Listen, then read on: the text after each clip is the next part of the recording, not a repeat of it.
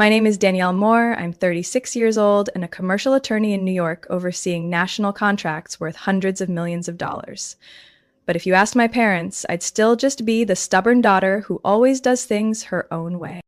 I was born into an upper-class family on Manhattan's Upper East Side. My father, Franklin Moore, is the founder of Moore and Kingsley Realty, a real estate empire spread across the East Coast. My mother, Linda, is the kind of woman who never appears without a pearl necklace, moves like a stage actress, and knows exactly how to make each social event echo through elite circles. We lived in a 3-story classic townhouse with walnut-paneled walls and crystal chandeliers, once featured in a design magazine when I was 8. My parents had 2 children, me and my brother Brandon, who's 4 years older. From an early age, everyone said I was the smarter one. I learned to read at 3, placed second in a city math competition at 7, and was top of my class throughout elementary school. But it was never enough. "Danielle, straighten your back. No one respects a girl who slouches at a cocktail party," my mother would hiss between clenched teeth during charity galas, still smiling at donors.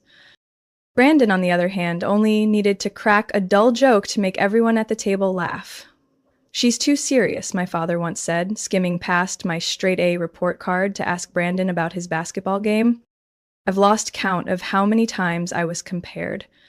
Whenever I achieved something, my parents' reaction was always, "Good, but Brandon." When I won first place in a state essay contest at 12, a local newspaper asked to interview me. My mother booked hair appointments for the entire family. "They'll be taking a family photo. We need to present a unified image," she said, brushing my hair so hard I nearly cried. I remember the day the reporter came. The photo ended up with Brandon in the center, his arm over my shoulder like he was the winner. I stood off to the side in a lace dress my mother chose, smiling awkwardly and barely in the frame.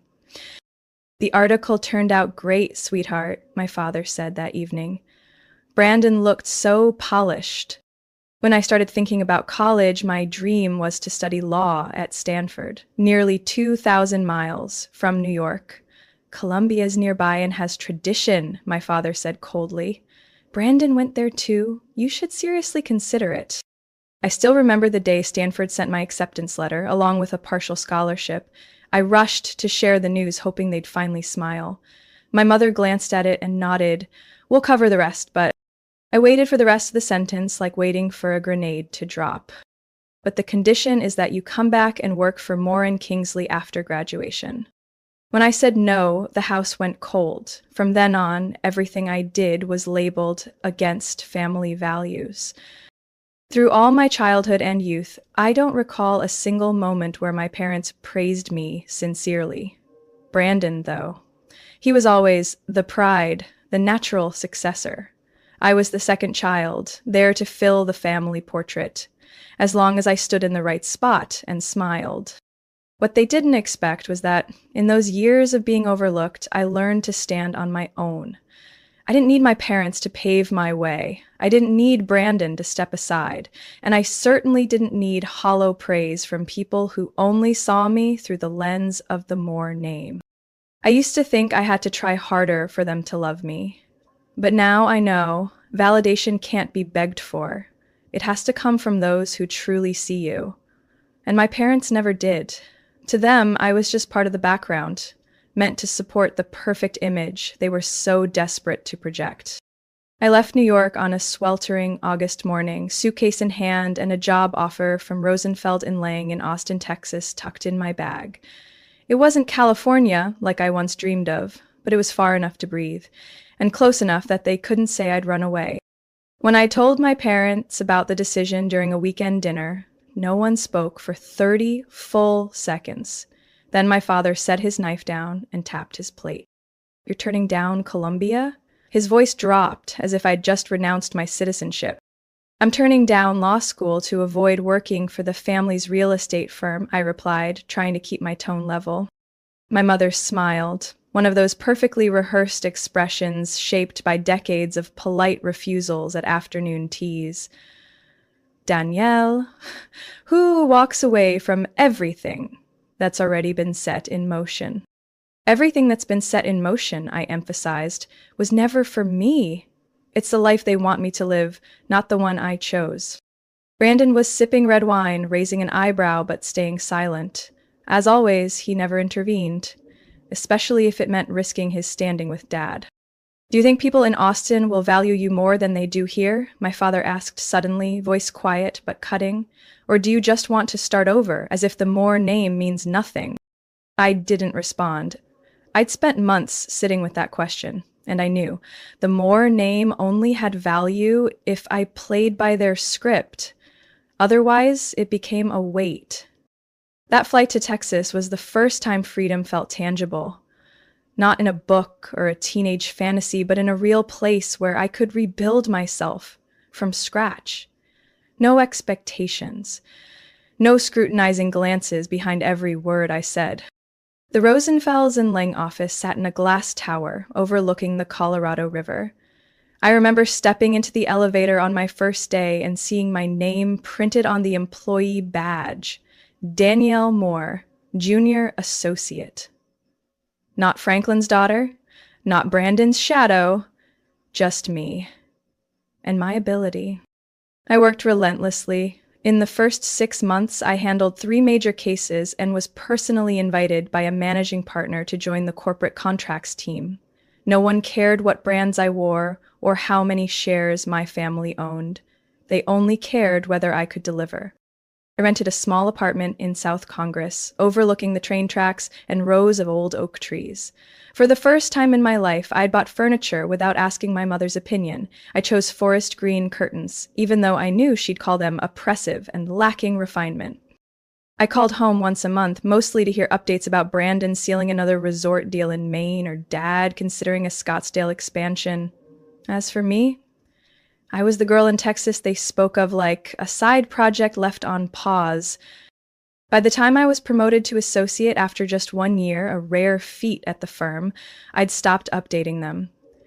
The last time I called to share good news, my mother replied, "Brandon was just invited to a government investment summit. It's wonderful that you're both staying busy." That wonderful landed like a hollow pat on the back. I learned to love the life I chose. On weekends, I walked around Zilker Park, grabbed tacos at the farmer's market, and slowly built friendships with people who didn't care what my last name was, as long as I was kind. They never asked if I was coming back. They viewed Austin as a detour, a moment of youthful defiance, and I let them think that. Until one day, Brandon called. "Dad wants you to sign some documents," he said, voice flat. "Just some paperwork for a new real estate loan. Having your name on it will make the bank more comfortable." I went quiet. After all those years of cold distance, they only remembered me when they needed a signature? "I think I should review the agreement thoroughly before saying yes," I said, voice like ice. "Of course," Brandon replied, but I caught the hesitation in his tone. I hung up, set the phone down, and looked out the window at the sun spilling over the river. In that moment, I knew something larger was on its way, something that would force me to face not just them, but every wound I'd been trying to outrun.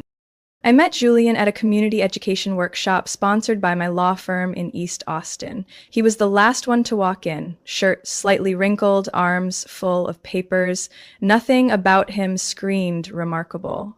But when he began speaking about a career program for high school students, his voice steady, sincere, the whole room seemed to fall silent.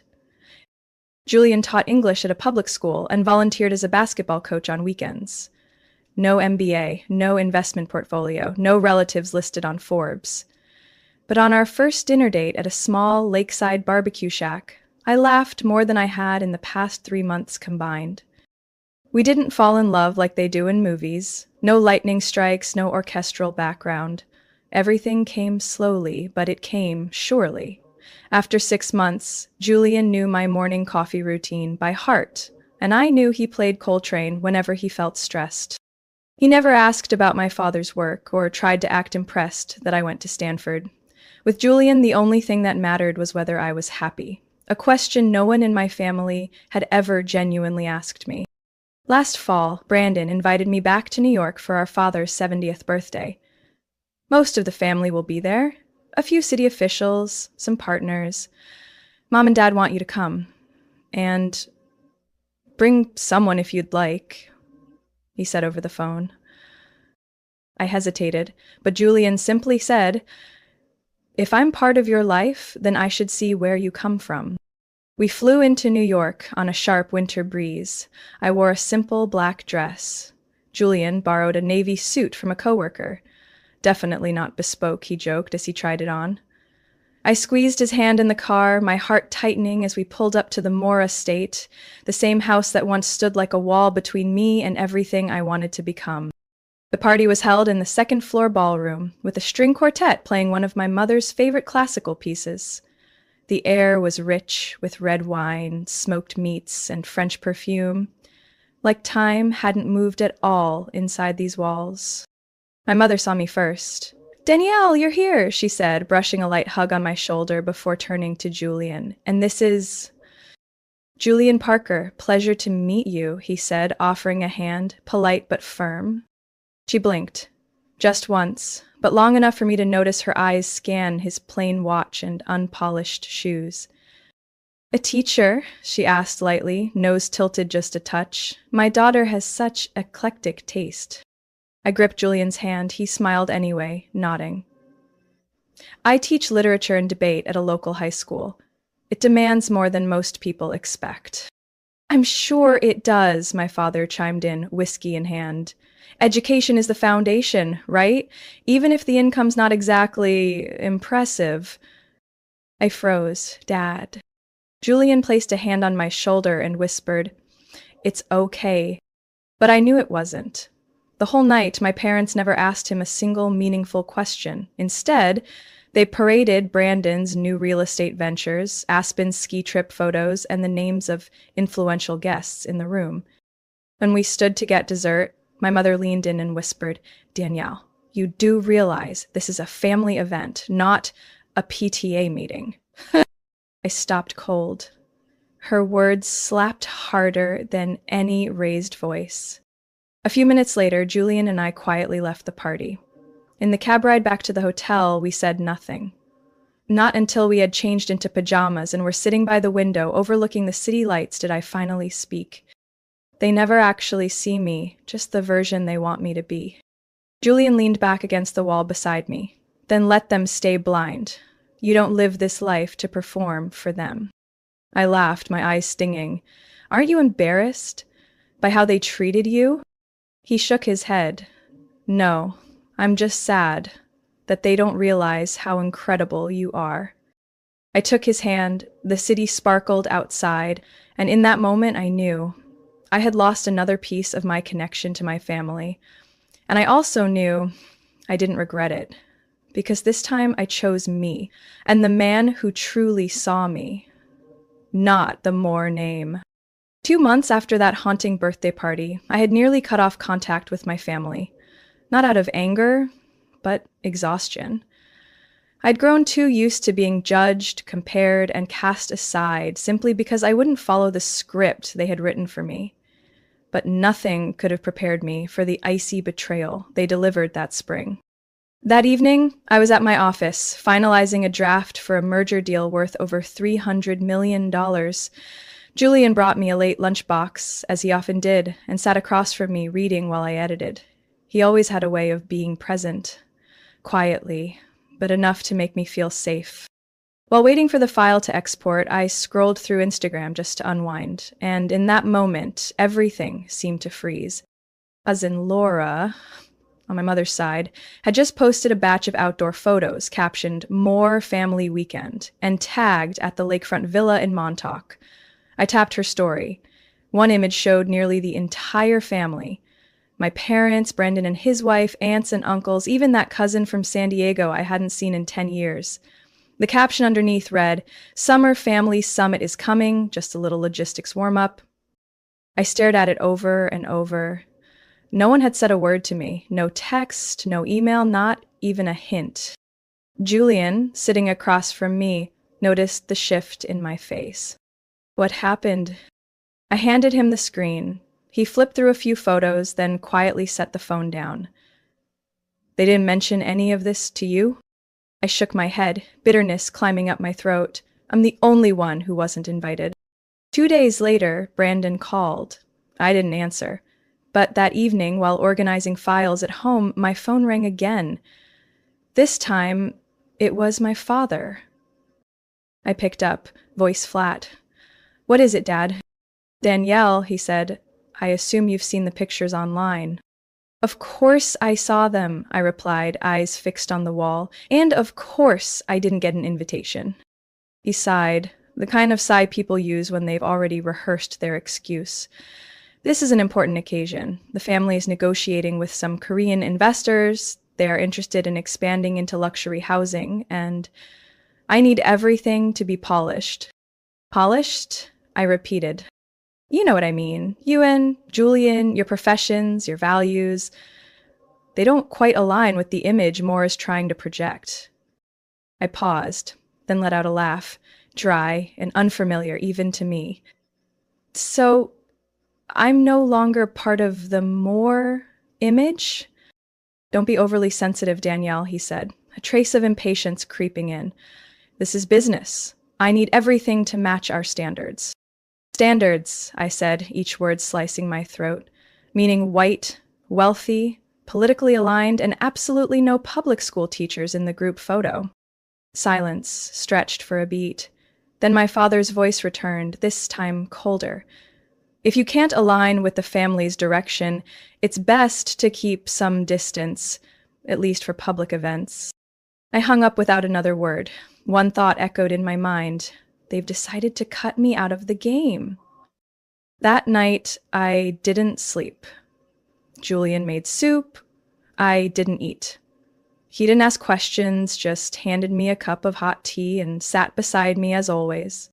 Around midnight, I opened my laptop, logged into my personal email, and searched for the loan agreement Brandon had asked me to co-sign last year, the one I had put aside out of loyalty to the family. I'd never read it carefully. But this time, I combed through every page, every clause. And when I reached the financial guarantor section, with my signature at the bottom, a chill crawled from the base of my spine to the back of my neck. It all made sense. They didn't need me in the family photo. They just needed me in the loan paperwork. And now that they had my signature, they no longer needed me to show up. I got the message at 6:40 a.m., just as I was adjusting the final slides for a presentation at the Morganfield Group headquarters, our company's biggest client to date. It was the closing day of a $1.7 billion merger I had pursued for nearly 8 months. Every figure lined up, every clause was approved. I was about to make senior partner, at least 2 years ahead of schedule. The phone lit up. Sender, Dad. The message was a single line. "You'd better not come to Montauk. Your mother and I have decided to cut ties." No greeting, no explanation, not even a pause for hesitation. I stood frozen in the empty conference room. The low hum of the AC filled the silence, the ceiling lights reflected off the polished wood floor, echoing the chill in those words. I stared at the screen. After a while, I typed just 2 words. No period, no exclamation mark, just 2 words as dry as every conversation we'd ever had. When I entered the main boardroom at 8 a.m., I smiled appropriately, spoke clearly, and delivered the presentation as if my heart hadn't just been ripped from my chest. Julian didn't call or text. I knew he was waiting until I was ready to touch the wound.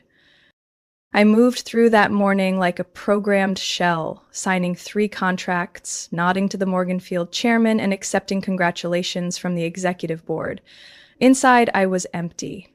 Not because I was shocked, but because I realized I didn't feel anything anymore.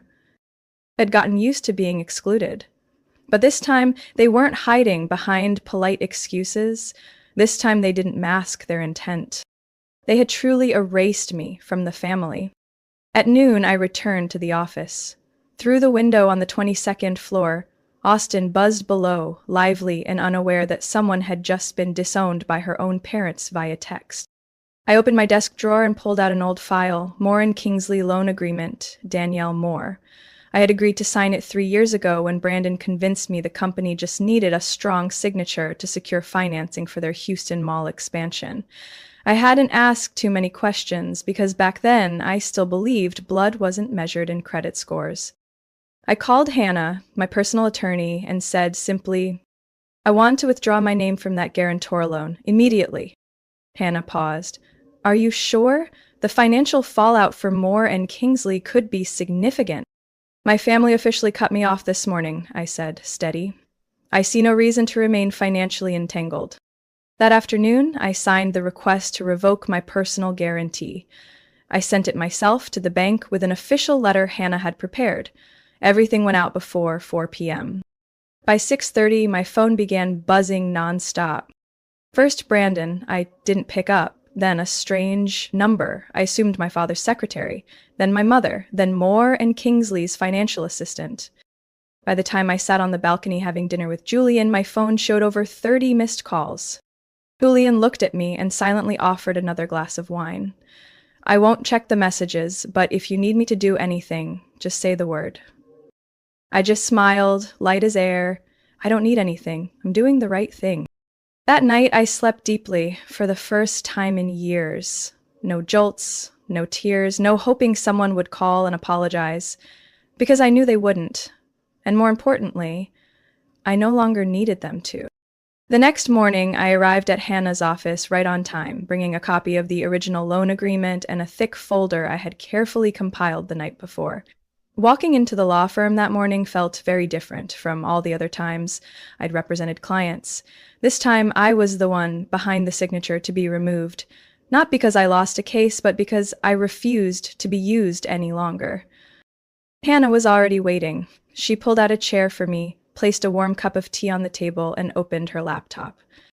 "We'll begin by sending an official notice to the guarantor bank, Texas National Trust," she said. "Per the agreement, withdrawing the guarantee will trigger a clause that requires your father's company to provide a replacement asset within 30 days. "And if they can't?" I asked. Hannah looked up and met my eyes.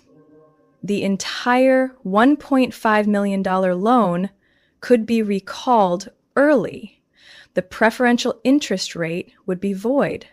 They'd have to refinance under harsher terms or sell assets." I nodded. "Good, send it." Hannah exhaled, hesitating slightly. "You know, this will cause a very strong reaction." "I hope it does," I replied. "Let them see I'm no longer the one who stays silent and nods along." 2 hours later, I received an email from the bank confirming that the request had been received and was being processed. Within 24 hours, Moore and Kingsley would officially receive a notice requiring them to provide a replacement guarantee or pay off the loan immediately.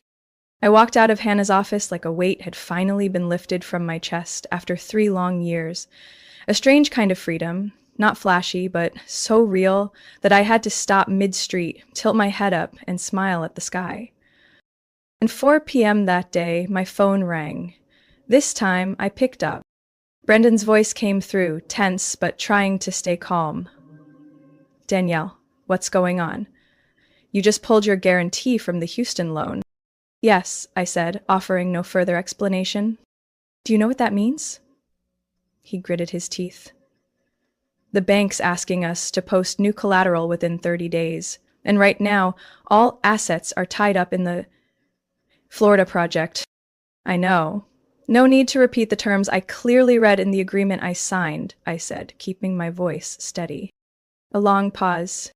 "Dad's furious," Brandon said. "He said if we can't resolve this by the end of the week, we'll have to terminate contracts with 3 strategic investors." I closed my eyes and let out a slow breath. If he wants to speak with me, he should call directly, not use someone else as a middleman. "Didn't think you'd actually go through with it," Brandon muttered, like I was a child who'd acted out. I smiled, for the first time in days. "That was his first mistake," I said, "and it'll be his last." That evening, I received 5 more calls from unknown numbers, an email from Moore and Kingsley's legal department, a short text from my mother, "Your father is very disappointed. You can still fix this." I didn't reply. I was at Julian's house, sitting in the kitchen, watching him season a pot of butternut squash soup. He didn't ask what had happened. He simply poured me a glass of white wine and placed a hand gently on my shoulder. Today, you took a really big step, he said softly. I looked at him, the only person who never needed me to prove anything to deserve love. I took a sip of wine. The warmth spread from my throat, all the way down to my soul. 3 days after I withdrew my guarantee from the Houston loan, Brandon flew straight to Austin. No notice, no call. He showed up at my office around noon on a Monday, accompanied by a man in his 50s with a guarded expression and a leather portfolio. My assistant, Kelsey, knocked urgently on my door and whispered, "Danielle, your brother is in the lobby. Says it's urgent, private." I hesitated for a few seconds, then nodded. "Take them to the conference room on the 8th floor. I'll be down in 10 minutes. When I walked into the room, Brandon stood up immediately, his gray suit still marked by the flight. The man with him introduced himself as Raymond Hess, an interim financial supervisor recently hired by Moore and Kingsley to handle the liquidity crisis following my withdrawal. I sat down calmly across from them. "I have 30 minutes. Brandon placed the portfolio on the table, opened it, and pulled out 2 file folders marked with orange sticky notes. "Danielle," he said, his voice lower, trying to stay calm, "you need to look at this." I looked down. On the table were 2 loan agreements from 2021, one for equipment financing at the Nashville branch, another for working capital on the Florida project. The signature on both? Danielle Moore. I stared at the signatures. Uncannily similar, but still off. The D lacked the loop I always added, and the dot on the I was slightly off to the left. I slowly looked up. "I never signed these documents." Brandon nodded. "I know. And who do you think did?" We checked the signing dates. Both documents were submitted during the time you were handling the class action case in Dallas. Your work location and travel calendar don't match. Raymond interjected, his voice soft but sharp. "We hired a handwriting expert. Preliminary analysis shows the signatures were likely simulated, not written by you." A tense silence stretched between the 3 of us. I looked at Brandon.